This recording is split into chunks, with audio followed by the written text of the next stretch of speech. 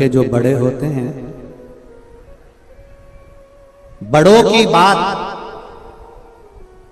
आज के जमाने में कोई नहीं मानता, पर बड़ों की बात का बुरा सब मानते। बात नहीं मानेंगे पर बात का बुरा अवश्य मानेंगे। एक समझने वाली बात है कि बड़ों की बात का, आप कहते हो, कई लोग कहते हैं हमारी बात हमारा छोरा नहीं सुनता, हमारी बात हमारा बेटा नहीं सुनता, हमारी बहू नहीं सुनती। बड़ों की बात आज के जमाने में कोई नहीं मानता, पर बड़ों की बात का बुरा प्रत्येक व्यक्ति मानता। और शिव महापुराण थोड़ा उल्टा कह रहे हैं। शिव महापुराण की कथा कहती है कि बड़ों की बात का कभी बुरा मत मानो, और उन्होंने जो बताया है उस पथ पर चलने का प्रयास करो, कभी भी खड्डे में नहीं।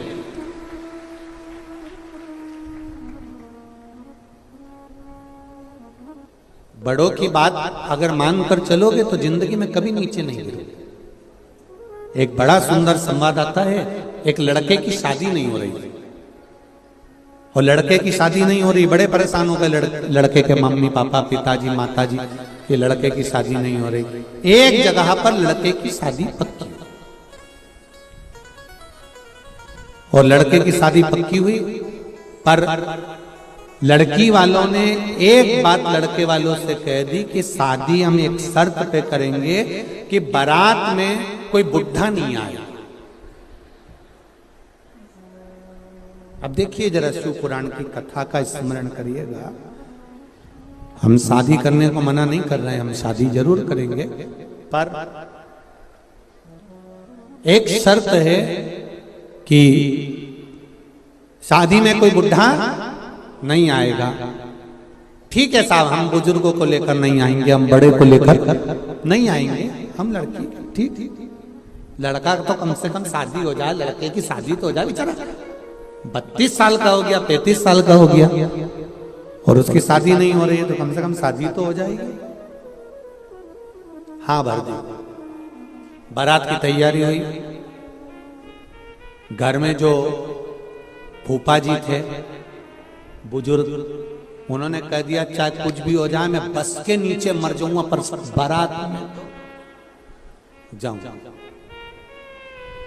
सबने मना करा, साहब देखो फूफा जी तुम मत जाओ, और देखो ये अच्छी बात नहीं है, उन्होंने मना कर दिया था कि कोई बुढ़ा नहीं आएगा, आपको नहीं ले जाएंगे। नहीं मैं तो जाऊंगा, चाहे कुछ भी हो जाए मेरे को तो जाना। एक काम करो, अगर ऐसे नहीं ले जा सकते तो मिठाई के डब्बे में मुझे बंद करके ले जाओ। अब बुढ़े व्यक्ति को फूफा जी को ने खोखे में, परंतु ले तो जा रहे हैं, पर एक बात याद रखना, हम तुम्हें निकालेंगे नहीं, अंदर ही पड़े रहो। हाँ हम बस के अंदर पड़े रहेंगे, कोई बात नहीं, पर जाऊंगा। अब वो मिठाई का बड़ा डब्बा लिया, उसमें इनको भर दिया, 2 छेद कर दिए उसमें जिससे श्वास चली जाए, और इनको बारात में ले गए। अब शादी की तैयारी हुई। लड़का घोड़ी पे तैयार हुआ, तैयार होकर लड़की के दरवाजे पर पहुंचा। वरमाला का समय आ गया। लड़की के पिताजी ने एक बात कही, लड़की वरमाला तब डालेगी, एक शर्त पर, लड़की वरमाला तब डालेगी जब हमारे गांव की नदी में जैसे पानी बह रहा है उसकी जगह दूध बहा दोगे तब। अब तो सारे बारातियों ने सोचा अब कोई शादी हो रही है, फालतू का बात कर रहा है, नदी में कोई दूध बहेगा, बहुत कठिन काम। सब के सब लड़के को लेके वापिस बस में बैठने लगे। पीछे फूफा जी ने आवाज लगाई खोखे में से कड़कड़ करा, तो किसी ने सुना क्या बात है। फूफा जी ने पूछा क्या हो गया। लड़की के पिताजी ने बोला है कि शादी एक शर्त पे होगी, गांव की नदी में दूध भरा जाए तो लड़की भी आएंगे, नहीं तो नहीं भी आएंगे। तो इतने में अंदर फूफा जी ने बोला तो फिर क्या कर रहे हो, तो के सब बस में बैठ गए, वापिस चल रहे। फूफा जी बोले काय को चल रहे, लड़की के पिताजी से कह दो तुम पूरी नदी का पानी रोक दो, हम दूध भर देंगे, जाओ जरा बोलो। इतने में सारे बस के बैठे हुए सब नीचे उतर गए और उन्होंने लड़की के पिताजी से कहा कि साहब आप नदी का पानी रोक दीजिए, हम नदी में दूध भर देंगे। इतने में लड़की के पिताजी बोले बारात में जरूर कोई बुढ़ा आया है, बारात में जरूर कोई डोकरा आया है, बूढ़ा व्यक्ति आया है, निश्चित था। शिव पुराण कह रही है बड़ों की बात का कभी बुरा मत मानो, अगर बड़ों की बात को मानकर चलोगे तो ये निश्चित है कि तुम अपनी मंजिल तक पहुंच जाओगे, आपको मंजिल मिल जाएगी।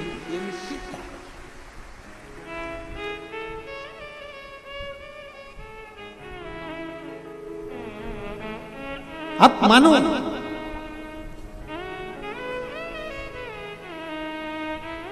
कई लोग कहते हैं कि ये शिव महापुराण की कथा सुनकर क्या मिलता है। हमने कहा ये वेद व्यास जी ने लिखी है, वेद व्यास जी ने इसका वर्णन किया है, वेद व्यास जी ने लिखा है। और यदि वेद व्यास जी ने इसका वर्णन किया है, लिखा है, तो ये निश्चितता है कि इससे कुछ ना कुछ तो मिल सकता है।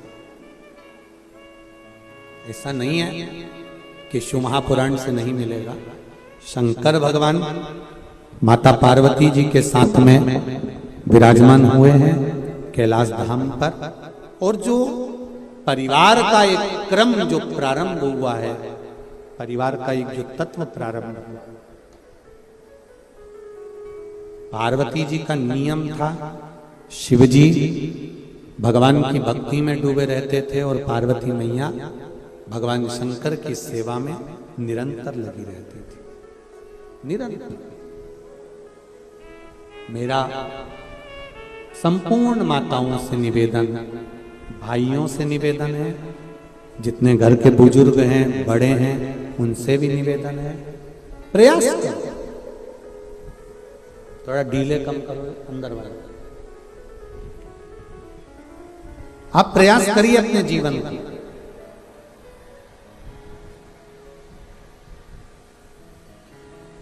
सार्थक बनाने के लिए।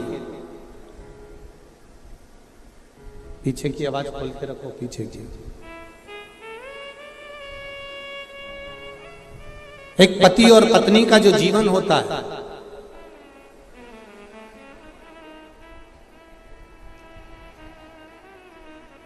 पति और पत्नी का जो जीवन है, पति और पत्नी का जो जीवन का क्रम है, वो एक हमें सीख देता है। क्या सीख देता है? वो हमको बताता है कि जब विपदा की थोड़ी सी भी घड़ी आए,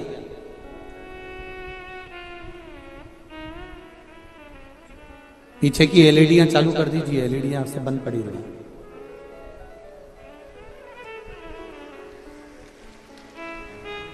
विपदा की जब घड़ी आए, उस विपदा की घड़ी में शिव महापुराण की कथा कहती है पति और पत्नी को कदम से कदम मिलाकर अग्रणी चलना चाहिए।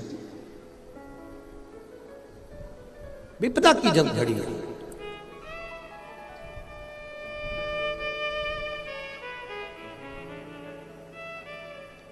शरीर में जब पीड़ा होती है ना, शरीर में जब कष्ट आता है, तो हम होम्योपैथी, एलोपैथी, डॉक्टर के पास जाते हैं।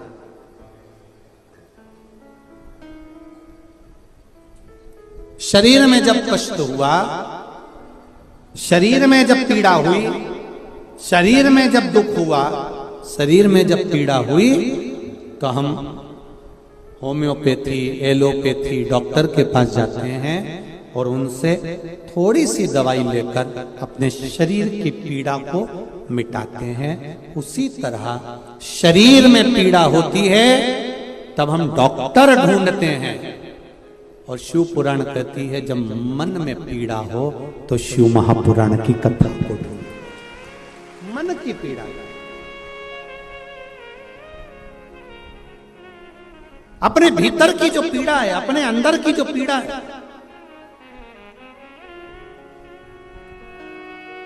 उस पीड़ा को किसी से मत करो।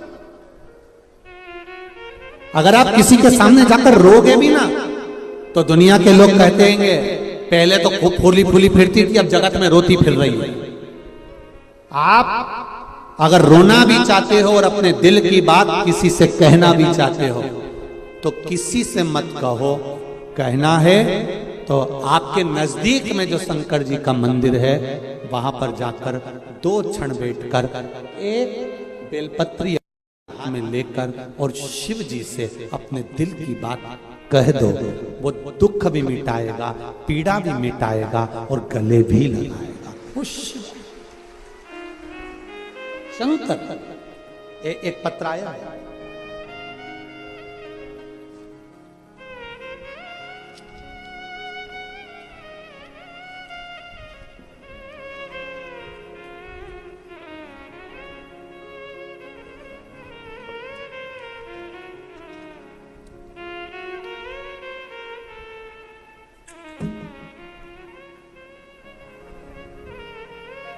मैं आयुषी साहू शिवानंद नगर रायपुर से हूँ। कहीं बैठी हो आयुषी जी तो हाथ हिलाइएगा। आप ही हैं? श्री शिवाय नमस्तुभ्यं। दोनों हाथ ऐसे हिला दो एक बार बेटा। श्री शिवाय नमस्तुभ्यं। मैं आयुषी साहू शिवानंद नगर रायपुर से हूँ। शिव की भक्ति का मैं क्या वर्णन करूं पंडित जी, मेरे पास में शब्द नहीं है। पहला, मेरी माता का नाम पुष्पलता साहू है, जिसका मैं फोटो डॉक्टर के यहाँ पर जब वेंटिलेटर पर मेरी माँ पड़ी रही उसका फोटो में लगा रही हूँ। आप भी एलईडी पर, आस्था चैनल पर, फेसबुक यूट्यूब पर आप वो फोटो देख रहे हैं। मेरी माता का नाम पुष्पलता साहू है। वो 5 साल से किडनी की बीमारी से ग्रसित है और उनका हॉस्पिटल में डायलिसिस चल रहा है। इसी बीच उनके हार्ट में दिक्कत आई और डॉक्टरों ने कहा कि ऑपरेशन के बिना ठीक नहीं होगा। हम ऑपरेशन के लिए तैयार हो गए और डॉक्टर ने कहा कि 1 हफ्ते बाद ऑपरेशन होगा। इसी 1 हफ्ते में माता जी ने आपके द्वारा बताया गया पीपल के पत्ते वाला उपाय करना प्रारंभ करा। डॉक्टरों ने जांच करी। जब 1 हफ्ते का जो समय मिला उसमें हमने पीपल के पत्ते वाला प्रयोग करा, क्योंकि हम लोग भी पढ़े लिखे हैं, हम ये सब चीजों पर विश्वास नहीं करते थे। पर मेरी माँ ने कहा कि एक बार आप सियोर वाला महाराज कहता है तो एक बार करो तो प्रयास। और पीपल के पत्ते का जब हमने प्रयास करा, डॉक्टर के यहां हम वापिस जब लेकर गए तब 20 दिन तक डॉक्टर ने 20 दिन के बाद हमको जब बुलाया और हमने जब वापिस जाकर उनको दिखाया, दिखाने के बाद उनको पुनः फिर तेज बुखार आया और बुखार आने के बाद फिर हम उनको वापिस लाए और आपने जो पीपल के पत्ते वाला प्रयोग बताया वो करना प्रारंभ करा। गुरुदेव, हम उनको वापिस हॉस्पिटल ऑपरेशन की तैयारी कर कर लेकर गए और डॉक्टर ने जांच कर कर कहा इनका ऑपरेशन कराने की जरूरत नहीं पड़ेगी, ये दवाई से ठीक होना प्रारंभ हो गई। ये दवाई से ठीक होना प्रारंभ हो गई हैं। गुरुदेव, अब बाबा की कृपा से उनका हार्ट का ऑपरेशन नहीं हुआ और वो धीरे धीरे ठीक होती चली जा रही हैं। बाबा की कृपा। इस साल होली में माँ के मुंह में लकवा भी लग गया। शरीर में इतनी कमजोरी थी कि डॉक्टर ने कहा एडमिट होना पड़ेगा। मम्मी ने कहा दवाई ले आओ, एडमिट हो जाऊंगी, मना नहीं। शिवजी पे चढ़ा हुआ 1 लोटा पानी दवाई के साथ शिवजी को समर्पित कर कर खाना प्रारंभ करा, जल लेना प्रारंभ करा और मुंह का लकवा भी धीरे धीरे ठीक हो गया। ये शिव है। शंकर, बैठो बेटा। श्री शिवाय नमस्ते। एक पत्र और बड़ा सुंदर आया,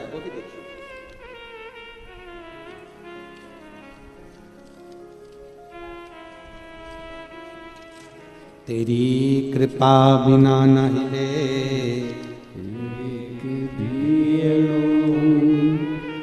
लेते हैं श्वास तेरी कृपा से तनु तनु।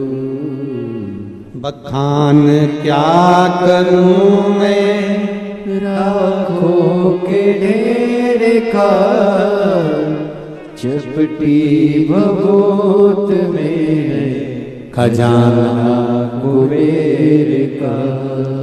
हे गंगाधार मुक्ति द्वार ओंकार तू आयो शरण तिहारी तार तार तू। मेरा नाम जयश्री साहू, मैं गुड़ियारी रायपुर छत्तीसगढ़ की रहने वाली हूँ। जयश्री बेटी कहीं बेटी हो तो हाथ जरूर हिलाओ। जयश्री साहू, गुड़ियारी रायपुर, आप इधर है बेटा? श्री शिवाय नमस्ते। गुड़ियारी छत्तीसगढ़ की रहने वाली हूं। गुरुदेव, मैं पिछले 3 साल से MBBS की तैयारी कर रही थी, परंतु सफल नहीं हुई, असफलता मिलती रही। फिर मैंने आपकी कथा श्रवण कर शिवलिंग पर 1 लोटा जल और बेलपत्री में शहद लगाकर शिवलिंग पर चढ़ाना प्रारंभ किया, और इसी साल MBBS के अलॉटमेंट लिस्ट में मेरा नाम बाबा देवादिदेव महादेव की कृपा से आ गया। गुरुदेव, 9/11/2022 को जिस दिन कथा चालू हुई, बाबा की कृपा से Shri Shankaracharya institute of medical science college Bhilai में मेरा एडमिशन हो गया है। मैं बाबा को धोख लगाने के लिए आया। श्री शिवाय नमस्तुभ्यम बेटा, खुश हो गए अब तो? श्री शिवाय नमस्तुभ्यम। ऐसे ही निवेदन करूंगा, जैसा कर्माबाई ने खिचड़ी खिलाकर भगवान को साहू समाज का गौरवान्वित नाम किया, ऐसे आप भी डॉक्टर में गौरवान्वितता महसूस करें, यही बाबा से विनती है। एक पत्र और बड़ा सुंदर है, देखिए। मेरा नाम विजय कुमार तथा मेरी पत्नी का नाम सीता वर्मा है, और हम लोग शाश्वत नगर रायपुर छत्तीसगढ़ से आए हैं। कहीं बैठे हो तो हाथ हिलाइए। कहीं बैठे हो तो आप इधर है क्या? श्री शिवाय नमस्ते बहन, दिख गए। पति पत्नी दोनों आए क्या? श्री शिवाय नमस्ते। मेरा नाम विजय कुमार तथा मेरी पत्नी का नाम सीता वर्मा है, और हम लोग शाश्वत नगर रायपुर छत्तीसगढ़ से हैं। आपका कथा हम लोग 2019 से सुन रहे हैं। हमारे पास घर नहीं था, बाबा जी की कृपा से हमारा घर भी बन गया।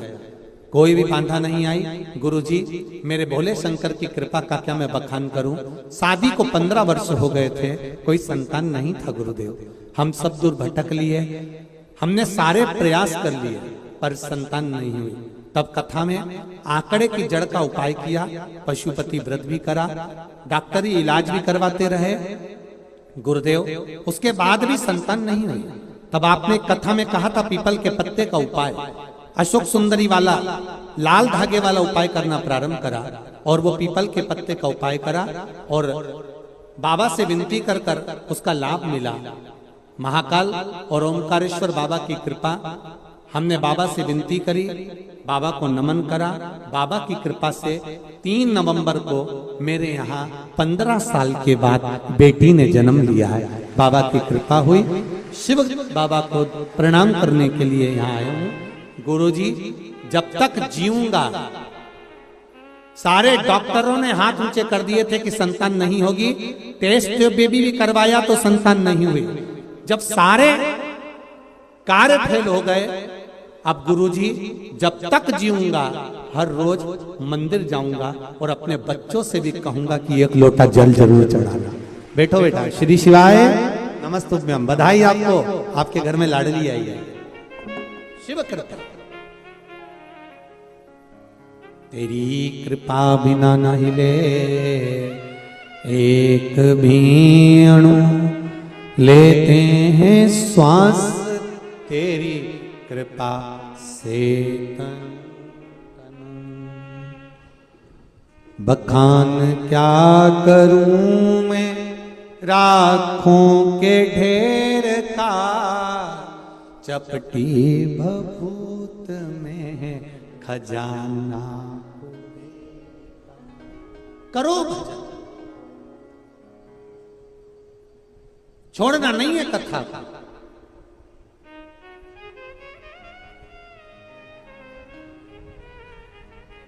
टीवी के सामने, मोबाइल के सम्मुख में शिव महापुराण की कथा का रस तत्व ग्रहण करो। और जितने कानपुर के पास के रहने वाले हैं, आप लोगों से भी निवेदन है, मौका मिला है उत्तर प्रदेश वालों को, कानपुर वालों को कथा सुनने का, 16 तारीख से 22 तारीख तक कथा सुनकर अपने जीवन को सार्थक बना लो। ये मौका नहीं मिलने वाला। आज कितने दिन हो गए कथा को? जम के बोलो जरा। 3। कितने बचे? रायपुर वालों को 5 दिन मिले थे, अब केवल 2 दिन बचे। तो इसका मतलब ये नहीं कि तुम 2 दिन में सब यही टूटमान हो जाओ। हाथ जोड़ के निवेदन है सबसे, जितने लोग ट्रेन से आ रहे हैं, बस से आ रहे हैं, बहुत हो गए। अब यहाँ बहुत सारा ग्राउंड रोड सब भरे पड़े हैं, पूरे रायपुर की होटलें फुल पड़ी हुई हैं। हाथ जोड़ निवेदन है अपने आप। अब आगामी जब कार्यक्रम रहे उसका आनंद लीजिए। घर पे बैठकर आस्था चैनल पर कथा को सुनो, तत्व को जानो। शंकर भगवान शिव के शिव महापुराण की कथा कर रही है। भगवान शंकर और माता पार्वती दोनों ही भगवान की भक्ति में डूबी रहती, शिव भी और माता पार्वती।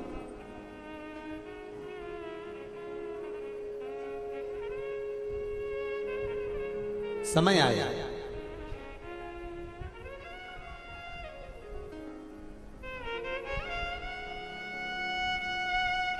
भगवान शंकर के तेज कुंज से, गंगा जी के जल से 6 पुत्रों का जन्म हुआ, जो कृतिकाओं को दिया गया।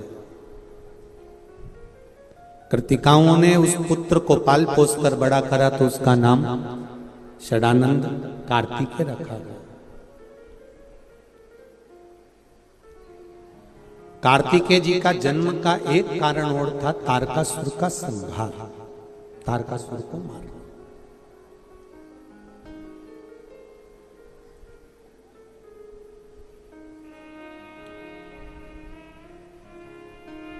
जब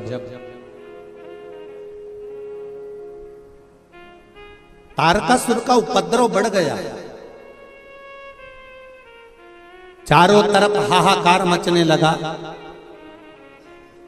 तारकासुर ने मांगा भी तो क्या मांगा कि मरूं तो शिव जी के पुत्र के द्वारा मरूं, क्योंकि तारकासुर कोई साधारण नहीं था।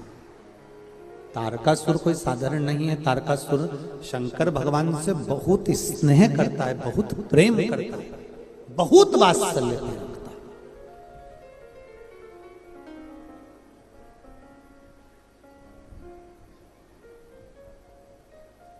तारकासुर ने मांगा कि अगर मरूं तो शिव जी के पुत्र के द्वारा मरूं, और शिव जी की कृपा हुई। तारकासुर को मारने के लिए कार्तिकेय का जन्म हुआ। कार्तिकेय बाबा को माता पार्वती जी ने कह दिया, ये तारकासुर है, पर इसका संहार तो करना, पर इसके हृदय में चोट ना लगे। इसके हृदय में शिव बैठे हुए, भगवान शंकर इसके हृदय में बैठे हुए हैं। शिव महापुराण की कथा कहती है, जो शंकर का भजन करता है, जो शिव का स्मरण करता है, शिव नाम के जाप में दिन रात डूबा रहता है, शंकर की भक्ति में जो डूबा रहता है, शिव पुराण कहती है उसका दिल कभी मत दुखाओ, वरना जिंदगी नरक जैसी हो जाती है। नरक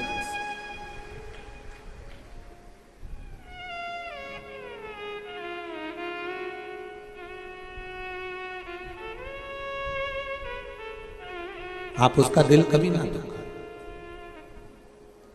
हम कल भी कहे, परसों भी कहे, आज फिर कह रहे हैं, शंकर जी के मंदिर जाने वाली चाहे बेटी हो, चाहे बेटा हो, चाहे बुजुर्ग माताएं हो, चाहे भाई लोग हों, हम माताओं से भी कहेंगे, अपने घर के पुरुषों को एक नियम बना। दिन भर तुम्हारा पति नौकरी करता है, सर्विस करता है, काम करता है, बिजनेस करता है, कमाकर लाता है, अपनी पत्नी और अपने बच्चों के लिए लाता है। अगर कमाकर लाया है तो अपनी पत्नी और बच्चों के लिए लाया। एक निवेदन, बिजनेस करना है उसको, नौकरी करना है उसको, सर्विस करना है उसको, तो जो भी वो कर रहा है उसको परिवार को चलाने के लिए थोड़ा ना थोड़ा झूठ तो बोलना पड़ेगा, थोड़ी बेईमानी करना पड़ेगा, थोड़ा छल करना पड़ेगा, थोड़ा कपट करेगा। पर बेईमानी कर कर, छल कर कर, कपट कर कर, झूठ बोलकर वो अपने परिवार का भरण पोषण करता है। कमाकर अगर लाकर देता है तो वो अपनी पत्नी के हाथ में देता है। इसलिए धर्म पत्नी का एक नियम होना चाहिए, वो जाने कि झूठ इसने बोला है, कपट इसने करा है, बेईमानी इसने करी है, कमाकर लाकर मुझे दिया है। अगर नरक का भोग भी भोगेगा ना तो इसको भोगना पड़ेगा। उस नरक के भोग से मैं कैसे उसको बचा सकती हूं? तो धर्म पत्नी से निवेदन है, अपने घर के पति से, अपने बच्चों से एक निवेदन करना प्रारंभ करो कि सुबह एक लोटा जल ले जाकर शिव जी को चढ़ाना चालू करो, क्योंकि तुम्हारे कर्म का भोग तुम्हें भोगना पड़ेगा। अगर एक लोटा जल चढ़ा दोगे तो ये तुम्हारी लेखनी में जो लिखा है वो समाप्त हो जाएगा। ये निश्चित है,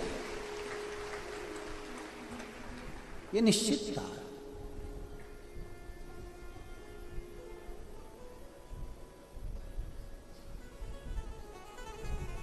आप उसको समझाओ। माना आज का जमाना लोग कहते हैं कि आप जल चढ़ाने से होता क्या है। आज का जमाना जरा विचित्र है, लोग बात प्रश्न बहुत करते हैं, बहुत प्रश्न।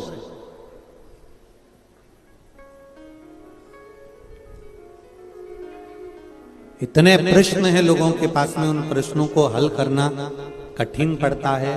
पर इतना जरूर कहो कि तुम कहते हो कि जल चढ़ाने से क्या होता है, या जल समर्पित करने से क्या होता है, या शिव महापुराण की कथा सुनने से क्या होता है, तो उनको समझाओ। जैसे भोजन हमने किया और भोजन शरीर के अंदर गया, जाने के बाद हमको नहीं मालूम कि ये शरीर में क्या करेगा, पर इतना जरूर है कि भोजन जब अंदर जाएगा तो शरीर में बल मिलेगा, और बल मिलेगा तो आप मेहनत कर सकेंगे और दुनिया के आगे मेहनत कर कर आगे बढ़ सकेंगे। उसी तरह शिव महापुराण की कथा या एक लोटा जल हम शिव जी को चढ़ा रहे हैं, उसका बल हमको अंतिम समय तक जरूर प्राप्त रहता है, ये निश्चितता। किसी के मरने के बाद कई लोग कहते हैं उनके दादाजी मर गए तो उन्होंने इतने ब्राह्मणों को भोजन कराया, उनके काका जी मर गए तो उन्होंने ब्राह्मणों को रसगुल्ला खिलाया, गुलाब जामुन, पूड़ी, भजिया, पकोड़ा ये खिलाया। किसी के मरने के बाद आप क्या खिला रहे हो उससे मतलब मत रखो। शिव महापुराण की कथा कहती है मरने से पहले कितने लोगों को आपने भोजन कराया, बात वहां रखी जाती है, मरने के बाद की नहीं। आपके हमारे संसार के किसी व्यक्ति के मरने के बाद दुनिया के लोग कितना भोजन कराते हैं वो महत्व नहीं रखता। आप जीते जी इन श्वासों के द्वारा, अपने शरीर के द्वारा, आप जीते जी अपने द्वारा कितने लोगों को भोजन करा रहे हैं, मूल वो है। आपने किसका साथ दिया, मूल वो है।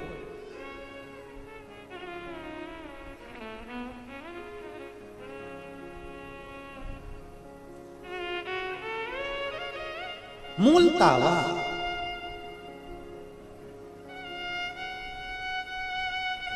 ये जितने लोग कथा सुन रहे हैं, जितने इस पंडाल में बैठे हुए हैं, ये ग्राउंड में दही हांडी ग्राउंड के अंतर्गत गुड़ियारी के इस ग्राउंड में आप लोग जितने लोग बैठे हुए हैं, जितने लोग बाहर बैठे हुए हैं रोडों पर, जितने लोग छतों पर बैठे हुए हैं, जितने लोग होटलों पर बैठे हैं, जितने लोग गाड़ियों पर बैठे हुए हैं, 2 व्हीलर 4 व्हीलर पर चढ़ चढ़ कर बैठे हुए हैं, टैंकरों पर बैठे हुए हैं, जितने लोग यहाँ वहां बैठकर कथा सुन रहे हैं, आप दिल लगाकर अगर कथा को श्रवण कर रहे हैं, चित्त लगाकर कथा श्रवण कर रहे हैं, भक्ति के साथ कथा को श्रवण कर रहे हैं, आप अपना समय निकालकर अगर शिव को दे रहे हो तो यह निश्चितता है कि तुम्हारी दुख की घड़ी में शिव भी तुम्हारे सामने खड़ा मिलेगा। ये निश्चितता आपने दिया। कल कथा में था श्री लक्ष्मण भट्ट जी की धर्मपत्नी नीलिमा गारू ने भगवान शंकर को बार बार याद किया, शिव का बार बार गुणगान करा, शंकर भगवान का बार बार गुणगान करा, तो चंपावन में चंपेश्वर महादेव को भी प्रकट होना पड़ा। केवल भक्ति के बल पर आप जब भगवान को याद करते हो तो भगवान आपको याद करता है। चंपावन में चंपेश्वर महादेव केवल नीलिमा गारू जो बार बार शिव जी का गुणगान कर रही है, बार बार शंकर भगवान का स्मरण कर रही है, बार बार भगवान शंकर की भक्ति को धारण कर रही है, वो नीलिमा गारू ने शंकर भगवान को प्रकट कर दिया, शिव को प्रकट कर दिया।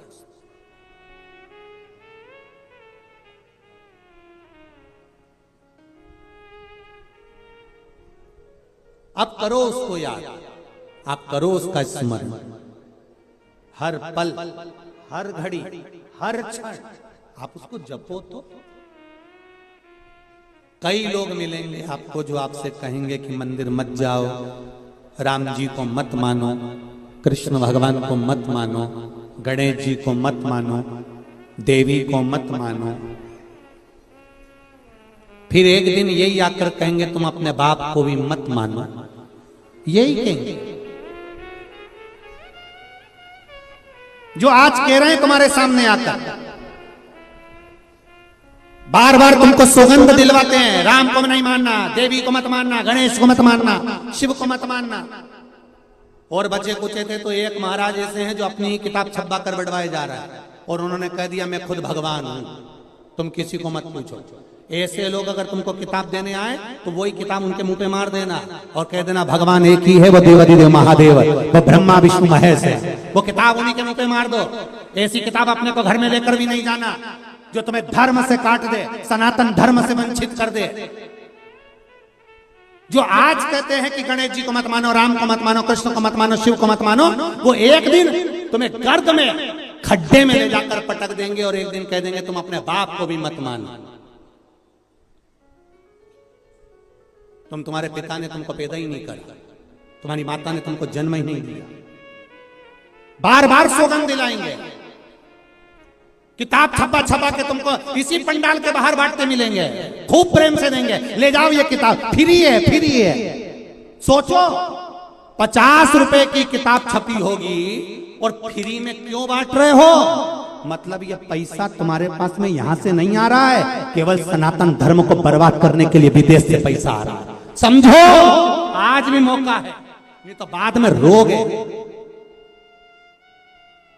अपना फोटो छपा कर भगवान है ही नहीं, हम ही भगवान है। जब इतने 50 रुपए की इतनी मोटी किताब, आज के जमाने में पत्रिका भी 50 रुपए की छपती है तो पत्रिका भी सोचना पड़ती किस किस को देना। ये तो हल्का फुल्का काट दे देंगे रिसेप्शन का, पत्रिका किसको देना? 50 रुपए की छपी है तो सोचना पड़ेगा। वो 100 रुपए की, 150 रुपए की, 50 रुपए की इतनी मोटी किताब कोई फ्री में बंटवा रिया है, अपना फोटो लगवा कर बंटवा रिया है और कह रहा है कि मैं भगवान हूं और ये सोचकर बंटवा रहा है। तो सोचो ये 50 रुपए 100 रुपए किताब के कहां से आ रहे होंगे जो इतनी पब्लिक को किताब बांटी जाती है और तुम उसको लेकर घर चले जाते हो, उन्हीं के मुंह पर छोड़कर चले जाओ, पांव पड़ के तो तू ही ले जा तेरे घर में।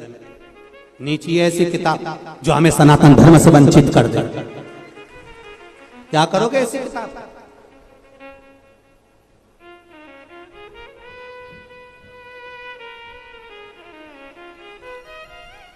विचार करिए, स्मरण करिए भक्ति की ओर। आज बसंत कुमार जी अग्रवाल जी ने अगर यहां कथा रखी है, आगे लखनऊ में भी कानपुर में भी कथा है, फिर इंदौर में संजय जी शुक्ला जी की 24 तारीख से 30 तारीख तक कथा है। ये कथाएं जो हो रही हैं, ये कथाएं दिखाने के लिए या भीड़ बढ़ाने के लिए नहीं है। बताओ आप कथा में, अभी आज की कथा में कह दिया, आप अपने अपने घर से सुनो, क्या करेंगे भीड़ बढ़ाकर? कथा का मूल सार तत्व यह है कि आप अगर कथा में आए हो तो विश्वास रखकर बैठना। जैसे ये पत्रों का ढेर लगा है और पत्र पीछे ढेर लगे पड़े हुए हैं, ये पत्र में आपका विश्वास है। एक बच्चे ने तो यहाँ तक लिखा है कि कल गाड़ी से जा रहे थे मेरे भैया, ये लिखा है। कोई पुलिस वाले का फोटो तक दिया किसी आर्मी के मैन का, जरा देखिए। बाबा मेरा नाम नीतू वर्मा है, मैं सिमगा जिला बालोदा बाजार की रहने वाली हूँ। मैं क्या बखान करूं? इस मंत्र का श्री शिवाय नमस्तुभ्यम का मैं क्या वर्णन करूं? शंभू की महिमा का क्या मैं बखान करूं? मेरे अंकल पुलिस की सर्विस करते हैं, जो कि बालोदा बाजार में जिले के थाना सिमगा से हाईवे पेट्रोलिंग करते हैं। वे दोनों कल रात को अपनी ड्यूटी कर आ रहे थे और पेट्रोलिंग पर पॉइंट की ड्यूटी करके ही वापस आ रहे थे कि कुछ पल ही के लिए वॉशरूम करने के लिए उतरे थे और जैसे ही रुके इतने में बस गाड़ी से बाहर निकले और निकलते से पीछे से गाड़ी ने आकर टक्कर मार दी। एक बड़ी सी गाड़ी ने जोरदार टक्कर मारी और गाड़ी की टक्कर पड़ते ही बेहोश हो गए, नीचे गिर गए। गाड़ी के फोटो में पीछे लगा रही हूं, जिसने देखा उस गाड़ी के फोटो देखिए कि इसमें कोई बच्चा होगा, इसमें कोई बच सकता है? एक एक गाड़ी के जरा फोटो देखिए, जितने लोग टीवी पर देख रहे हैं, एलईडी पर देख रहे हैं, इस गाड़ी में से कौन बचेगा? मैंने गाड़ी के फोटो लगाए हैं, मेरे अंकल के फोटो लगाए हैं जो हॉस्पिटल में पड़े हैं। गुरुदेव,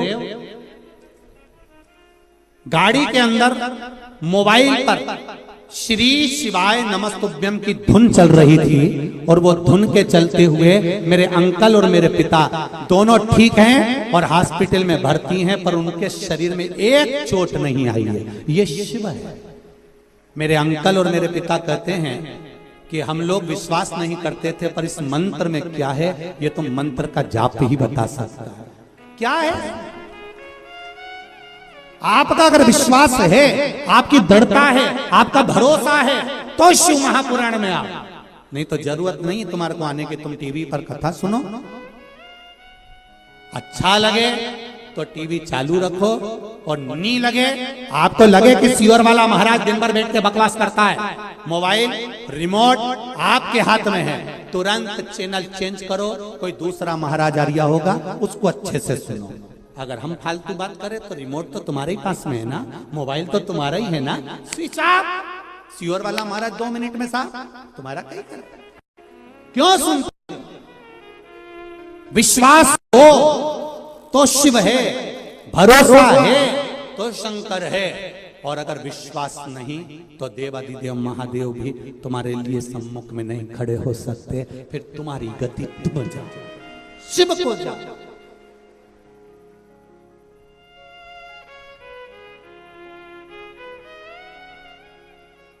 हम तो आपसे मिलते भी नहीं है, पूछो यहाँ बसंत कुमार जी कहीं बैठे हो तो मैं उनसे कहूंगा, उनके परिवार वाले भी बैठे हैं, एक बार पूछना उनकी माता जी हमसे आके मिली, उनके पिताजी हमसे आके मिले, उनकी बहनें आके मिली, कि उनके भाई आके मिले।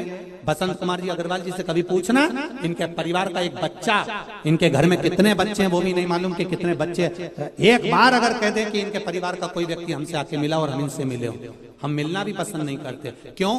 कहीं हमारे भीतर ये अभिमान ना आ जाए कि आप हमको पूछने लगे हो, हमको सुनने के लिए तुम लोग नहीं आते हो। सियोर वाला महाराज कोई मायना नहीं रखता, हम तो शंकर के चरणों के दास हैं। आप शिव पुराण के लिए आए हो, शंकर के लिए आए हो और शंकर के बने रहे।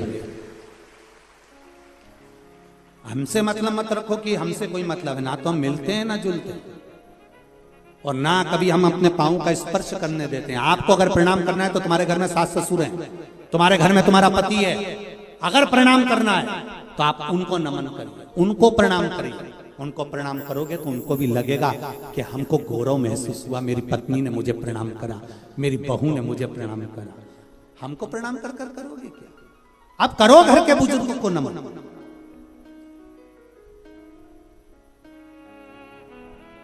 दिल से कथा सुन रहे हो। छत्तीसगढ़ की इस पावन धरा में इतने लोगों को एक साथ बिठाया होगा। आज मीडिया वाले कह रहे थे कि पूरे छत्तीसगढ़ का इतिहास रच गया।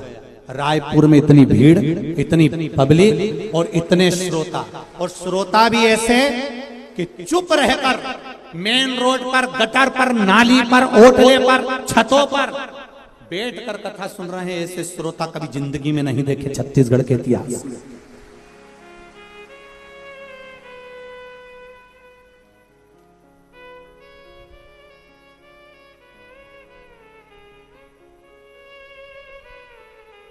और मैं धन्यवाद दूंगा यहाँ के आदरणीय मंत्री महोदय जी बैठे हुए हैं, साहू साहब, उनको भी धन्यवाद दूंगा। और यहाँ के कमिश्नर को, कलेक्टर को, एसपी, डीएसपी, क्या क्या कहूं मैं आपको, जितने टीआई लगे, जितने थानेदार लगे, सबको साधुवाद।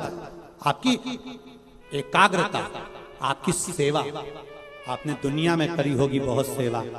आज सेवा का जो मौका मिला है इस कथा में मिला है, जनमानस को संभालने के लिए। ये श्रोता नहीं, शिव आया है रायपुर की धरा। ये रायपुर की धरा पर शंकर आया है, शिव नहीं है। शिव आया है, मेरा शंकर, श्रोता नहीं आया है, शिव आया। उसका हृदय चित्त आनंद क्या मिलेगा।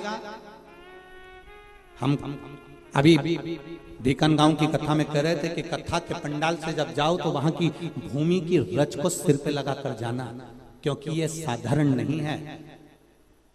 वीआईपी व्यक्ति आता है तो दोपहर में 1 बजे कथा में आता है।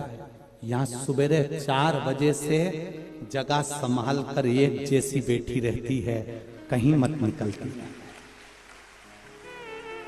वृंदावन की गोपियों ने जो तप करा, गंगा के घाट पर, नर्मदा के घाट पर जो लोग संत साधु बनकर तप करते हैं, एक बार शिव महापुराण की कथा में आकर देखो इन संतों को, इन माताओं को, इन भाई, इन बच्चों को। बच्चों का सामान भी बैग में लेकर चलती है, बच्चा भी शांति से बैठता है। एक बच्चे के रोने की कहीं आवाज आ जाए तो बता देना कितना प्रेम होगा, जरा विचार करिएगा, कितना विश्वास। पानी की बोतल में पानी भी लेकर बैठती है ना, तो थोड़ा थोड़ा पीती है कि कहीं पाटल भरने ना चले जाना पड़े। ये मेरी माँ है, ये मेरी बहन है। भाई जीन्स और टी शर्ट पहन कर, कुर्ता पजामा पहन कर, एक से बढ़कर एक कपड़े पहनकर, जो बड़ी बड़ी कंपनियों में सर्विस कर रहे हैं, नौकरी कर रहे हैं, जिनके घर में नौकर लगे हैं, वो आज रोड पे बैठ के कथा सुन रहे हैं। कोई छत्तीसगढ़ की भूमि का किसान क्या कम पड़ता है?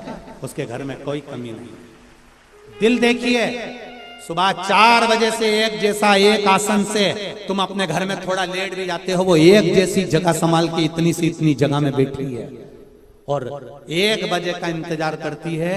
4 बजे कथा छूटती है, गई, भोजन करा, दूसरी को बिठा कर जाती है, रात को फिर आती है, कीर्तन 12-1 बजे तक भजन करती है, फिर वही लेट जाती है, फिर उठती है, फिर भजन में लग जाती है।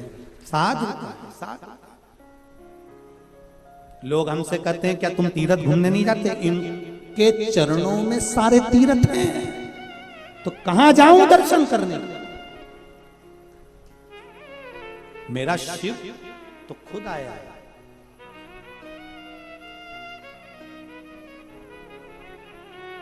स्वयं सारे तीर्थ धाम आपके चरणों में, हे महादेव प्रणाम आपके चरणों में। ये सब कुछ नहीं है।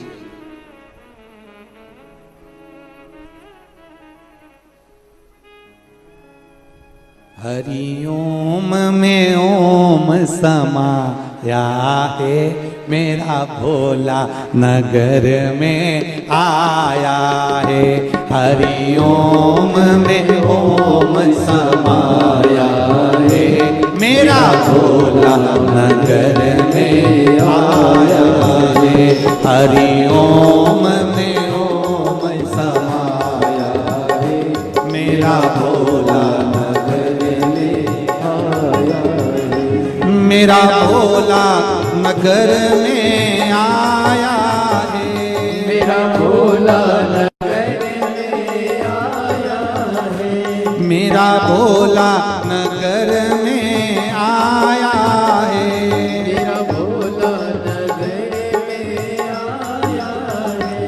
हरि ओम में ओम समाया है, मेरा भोला नगर में आया है।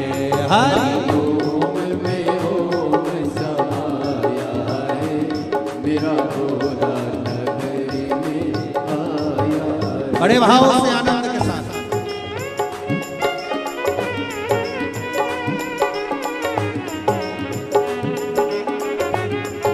शंकर भोले।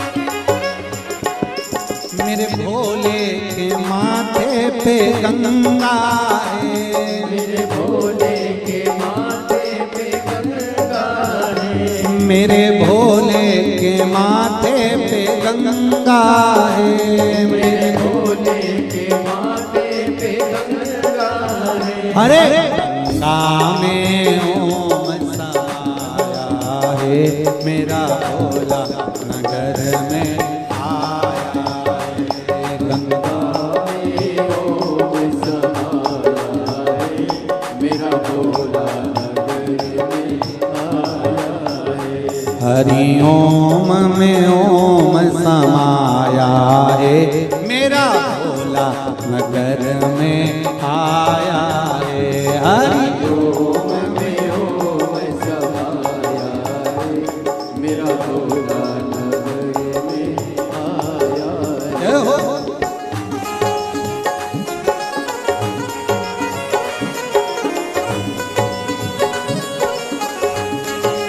हरि बोल।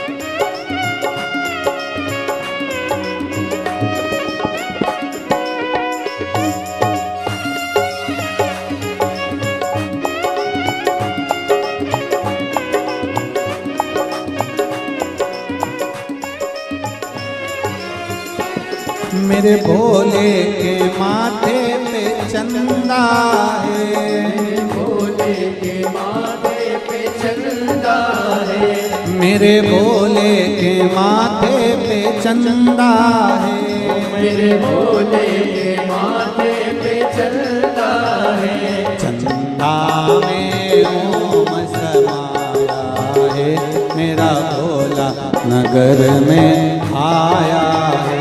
चंदा में ओम समाया है, मेरा भोला नगरी में आया है।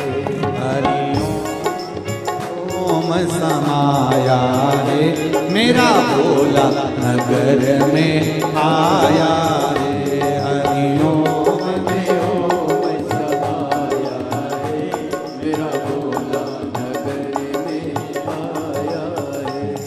मेरा भोला नगर में आया है, मेरा भोला नगर में आया है, मेरा भोला नगर में आया है, मेरा भोला नगर में आया है। हरि ओम में ओम समाया है, मेरा भोला नगर में आया है, हरि ओम में ओम समाया है, मेरा भोला नगर में आया है। ओम।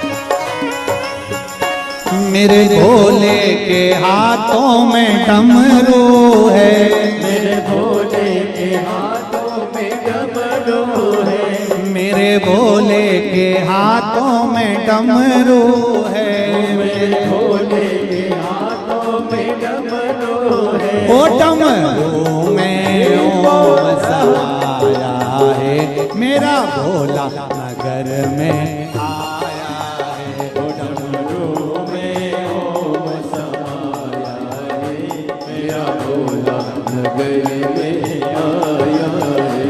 हरि ओम में ओम समाया है, मेरा भोला नगर में आया है, हरि ओम में ओम समाया है, मेरा भोला नगर में आया है। मेरा भोला नगर में आया है, ओ मेरा भोला नगर में आया है। और रायपुर वालों आपको बोलना है, मेरा भोला रायपुर में, मेरा रायपुर में आया है, मेरा भोला रायपुर में आया है, मेरा भोला रायपुर में आया है। हरि ओम में ओम समाया है, मेरा भोला नगर में आया है, ओम में ओम समाया है, मेरा भोला नगर में आया है। हरि ओम में ओम समाया है, मेरा भोला नगर में आया है, हरि ओम में ओम समाया है, मेरा भोला नगर में आया अपनी जगह पर बैठकर बाबा से हृदय की बात कहते हुए मूल मंत्र शिव महापुराण का श्री शिवाय नमस्तुभ्यम का सब दिल से बोले और दिल से बाबा से प्रार्थना करें अपने भावों से। श्री शिवाय नमस्तुभ्यम, श्री शिवाय नमस्तुभ्यम, श्री शिवाय नमस्तुभ्यम, श्री शिवाय नमस्तुभ्यम, श्री शिवाय नमस्तुभ्यम। भोला सब दुख काटो हो, सब दुख काटो शिव शंकर जपूं तेरी माला, भोले बाबा जपूं तेरी माला, भोला सब दुख काटो ओ भोला सब दुख काटो। भगवान शिव की कृपा हुई। माँ जगत जननी ने कहा तारकासुर का पर हृदय में कोई बाण नहीं छोड़ा था। जिसके हृदय में शिव बसा हो, जिसके भीतर शंकर समाहित हो, जो शिव के गुणगान में 24 घंटे लगा रहता हो, उसका दिल कभी मत दुखाओ, नहीं तो जिंदगी नरक जैसी निकल जाती है। भजन में मन को लगाओ, भजन में मन को लगाओ, स्मरण में मन को लगाओ, कीर्तन में मन को लगाओ।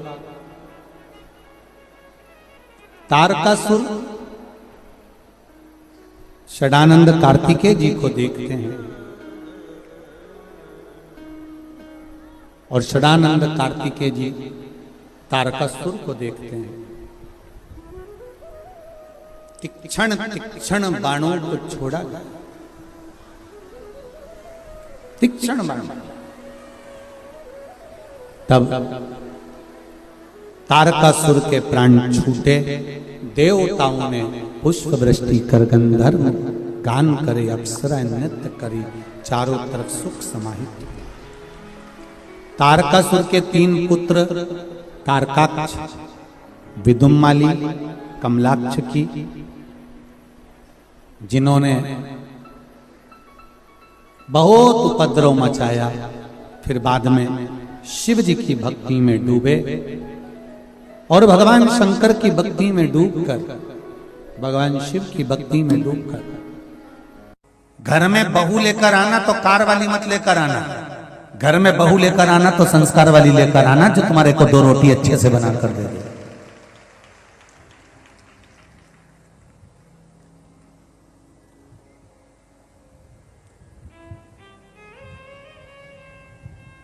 कार वाली टीवी, मोबाइल और दर्पण नहीं छोड़ेगी, और संस्कार वाली आ गई तो शिव महापुराण की कथा और मंदिर का द्वार नहीं छोड़ेगी। ये निश्चित है, ये पक्का है। अगर संस्कारवान आ गई तो वो भगवान की कथा कभी नहीं छोड़ेगी, आगे रहकर कहेगी, मम्मी शिव महापुराण की कथा आ रही होगी, सियोर वाला महाराज कथा वाच रहा होगा, टीवी चालू कर दूं, आप भी सुनो, मैं भी सुनती हूँ। मम्मी आधे घंटे की निकल गई होगी, मम्मी चलो मैं तुम्हें लेकर चलती हूँ, अपने सागर में तो कथा हो रही है, 10 किलोमीटर की दूरी पर है, 15 किलोमीटर की दूरी पर है, 20 किलोमीटर की दूरी पर है। अरे बेटा कौन लेकर जाएगा, बेटे को दुकान से फुर्सत नहीं है, पति को ऑफिस से फुर्सत नहीं है, कथा में कौन लेकर जाएगा, बहू के